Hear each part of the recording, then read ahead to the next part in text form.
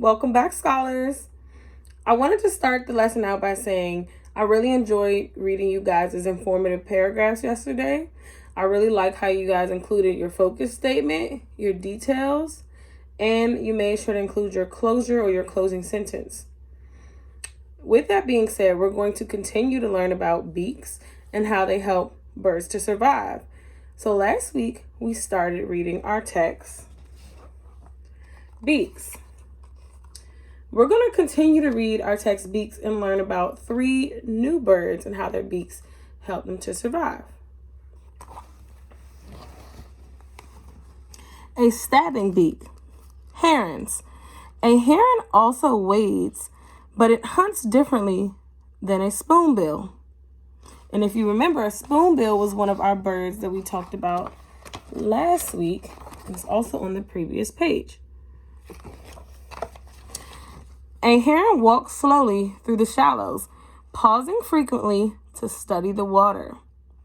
When it sees a fish or other animal, the heron quickly stabs its beak into the water and seizes its prey between its bills. Herons are strong birds and can catch and swallow surprisingly large fish and other animals.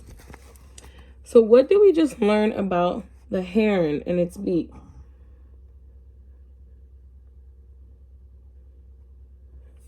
Yep, the heron uses its beak to stab its prey, and then it seizes it between its bills. What kind of food does the heron eat?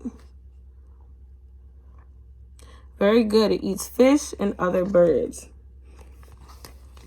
A plumbing beak. Pelicans. A pelican fishing is one of nature's most thrilling spectacles. When a pelican spots a fish, the bird folds its wings and dives straight down at speeds of up to 40 miles per hour. So that is very quick. That is like a car driving down the street. As the pelican crashes open-mouthed into the water, the pouch on its lower bill puffs out to net its prey.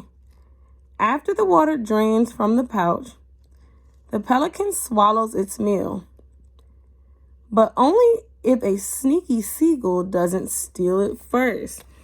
So what is something interesting we just learned about the pelican's beak that's pretty different from any other bird's beaks that we learned about so far? Yep, the pelican's beak has a pouch. And what does the pelican do when it spots a fish? Very good. It dives straight into the water at speeds of up to 40 miles per hour, which I just told you guys is similar to the speed of what a car can go when it's just driving down a regular street.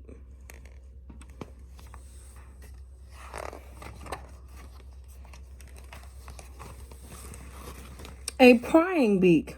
Crossbills. A crossbill looks like it would starve to death with its screwball beak. However, the cross tips of its beak allow the bird to pry apart the scales of pine cones and other cones. So, what is something that the crossbill uses its beak for? Yep, to pry apart the scales of pine cones and other cones. As you can see, these are pine cones. This exposes the cone's seeds, which the crossbill laps up with its sticky tongue. Despite their strange beaks, crossbills also eat fruit, insects, and the seeds of other plants. So what are some of the things that the crossbill uses its beak to eat? Very good. Fruits, insects, and other seeds of different kinds of plants. Okay, so great job today, scholars, actively listening to our new 3 birds that we learned about in beaks. I want you to think about, how did these birds use their beaks to help them survive?